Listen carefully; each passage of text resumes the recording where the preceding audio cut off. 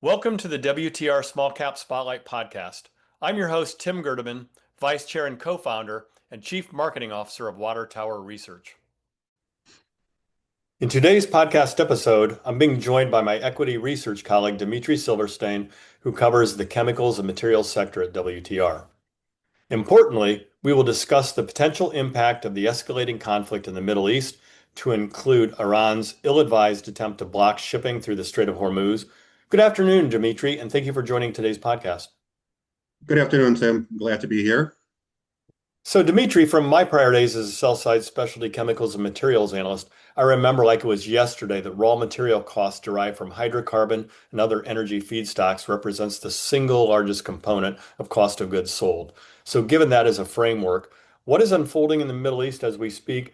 What are your high-level thoughts on the industry sectors you are following and the impact this conflict could have on them? And there will be certain beneficiaries, presumably, while others will take a profit hit short term. Sure. So thanks for that, Tim. You're right. I mean, petrochemicals as a broadly defined market or sector is very impactful for a lot of the chemical companies and material companies that are closer to the customer, like Sherwin-Williams, for example, as well as some of the upstream commodity chemical names. And what's going on in the Middle East, especially with Iran's basically threat shutting down the shipping through the Strait of Hormuz, as you mentioned, the shipping there has basically ground to a halt. It does impact demand or availability of products, supply, I should say. It impacts about 20% of oil shipments that are going through that region, and somewhere in the mid-teens percentage of global natural gas supply in the form of LNG. What's going to happen? I mean, it's hard to say. It depends on the length of the contact of the conflict. If it's a short-term thing like a 12-day war over the summer, I think the impact will be very transitory. If this is something more involved, like our 20-year involvement in Iraq and Afghanistan and Syria, that may have a more structural impact on the market where people will have to adjust over a period of time. So it really depends on the length of the conflict. The primary impact, as you mentioned, will be on oil and natural gas markets, but it will eventually spread to other commodities. Just about everything that we buy, as I look around, the room where I'm sitting, there's petrochemicals in everywhere your eye falls, whether it's paint, whether it's the coating on your furniture, whether it's your iPhone or your computer. Most impactful for the chemical and material companies exposed to petrochemical supply chain. I think those will be the ones that are likely to see some difficulty in pricing environment and margins. But in the near term, I think the commodity chemical names will probably see greater impact.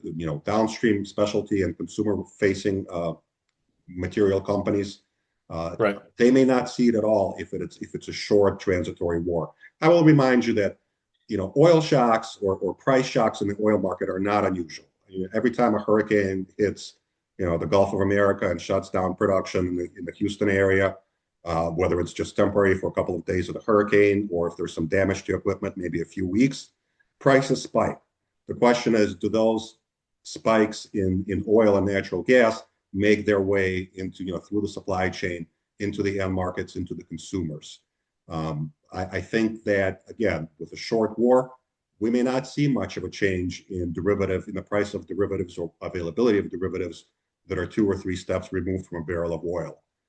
But the commodity names may see a little bit more immediate impact. And again, we're talking about spot prices versus contract prices. There is some protection on the floors and the ceilings for most of the contracts where the end customers may not see the results right away. But it is definitely something worth observing. And again, the longer this conflict lasts, the more likelihood you're going to see these price inflation filter through the market to downstream consumers, including eventually to the retail consumers. Great. And this is just me thinking out loud, so you don't need to respond to this, but I'm thinking about the fact that there will also be timing issues depending on whether the company is using LIFO or FIFO accounting in terms of when we see this flow through the numbers. But if I drill deeper here, Dmitry, what should investors keep in mind when it comes to the petrochemical supply chain and potential impact on companies who are downstream consumers of petrochemical products in the raw materials basket? Well, like I said, the short-term supply shocks are not unusual for this industry. And if it is, a matter of days or weeks, I don't think you're going to see much of an impact other than the spot market. It usually takes months to quarters for higher oil prices to filter through the supply chain to downstream consumers. The way I like to think about it, back in the day when I was in Wall Street and trying to model all of these effects in real time, is I would typically think about a quarter passing for each step of the process away from the barrel of oil. So if oil prices, go up in the first quarter of this year, as they have done already, you will see derivatives like, first step derivatives like polyethylene, polypropylene may go up a quarter later. You will see some of the derivatives of that. So PVC, polyacrylamide, some of the chemicals that companies use as raw material feedstocks for their downstream chemical business, that will be another quarter away. So now you're talking about third quarter of 2026 before you should see material impact on prices. If this is structural, it'll get there. If this is short term, I think by the middle of the year, it'll be basically a washout and you get back to a normalized price. And the buyers may not see any impact at all. Within that, even if it is a long-term situation, again, there are contracts in place. They are layered in by companies usually, so they renew throughout the year. So you never get the full impact, in any given day. It takes a while for these prices to filter in. And it may be, end of the year before you will see companies like Avian, for example, that uses a lot of plastics in their operations, starting to see some pricing pressure. There are some markets that are very tight on inventory. So you may have an impact on demand in terms of timing of orders. You can see companies maybe starting to build inventory in anticipation of elevated prices, and that can cause some volume dislocation from quarter to quarter. But again, I think if it's a short-term conflict, that's going to straighten itself out by the middle of the year, and certainly in the back end of the year, you may not see much of an impact at all. Another random thought I just had, Dimitri, and again, you don't need to respond to it, and I'm not a lawyer, obviously, so I don't know about this, but I'm curious if some of these players can claim force majeure because it's out of their control, and if they can pass those costs along, but that will remain to be seen. So, outside of petrochemicals, Dimitri, what other chemicals or materials can be impacted by shipping disruptions that may be caused by the conflict? Well, there are actually a couple that I would like to highlight. I mean, there's a number, but the region is not known for much beyond petrochemicals, so that's the main impact. But there's a couple of minerals that are being sourced from the Dead Sea area, both by Israeli chemicals and by a Jordanian state-owned entity, namely bromine and potash, Right. which are both extracted from the Dead Sea area and shipped through that waterway.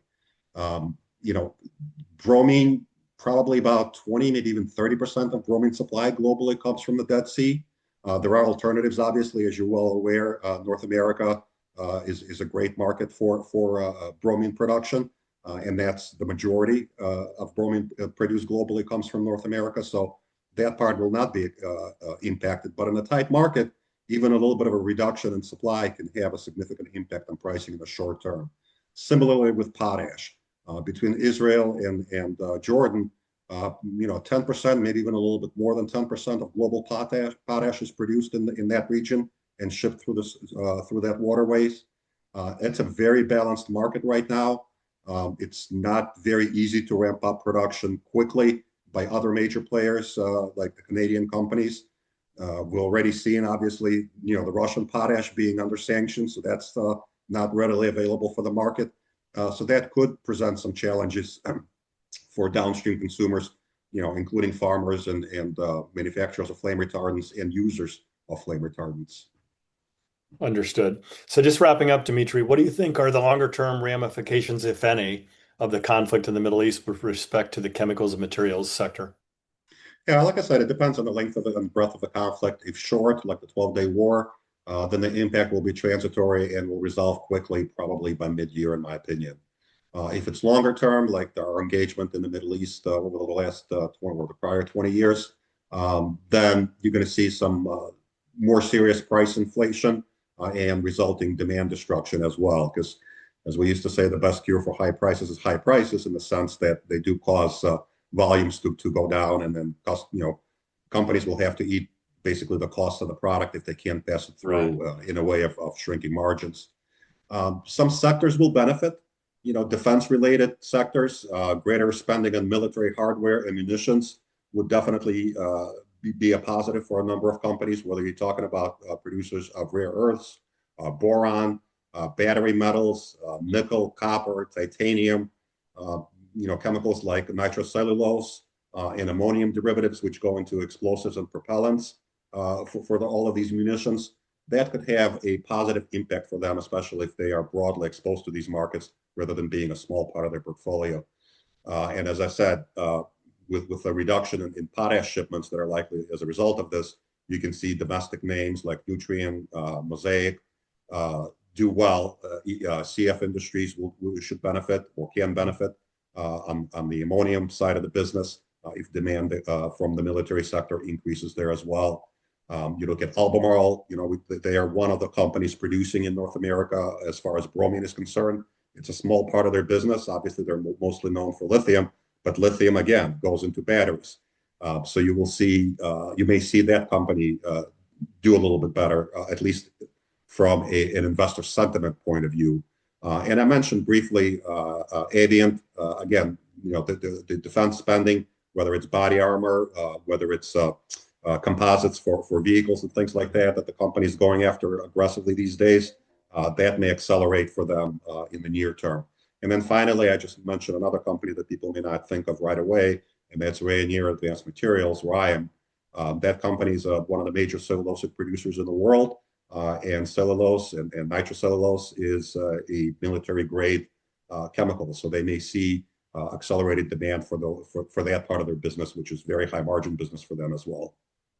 Great. Well, thanks for your time, Dmitry. I know you're exhausted after having traveled to the PDAC conference the last few days, and I look forward to bringing you back on very soon to discuss your high-level takeaways from the PDAC conference. Absolutely, would love to come back.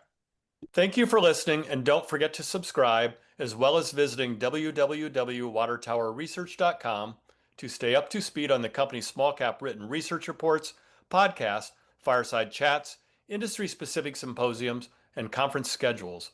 We will see you next time for another edition of the WTR Small Cap Spotlight podcast.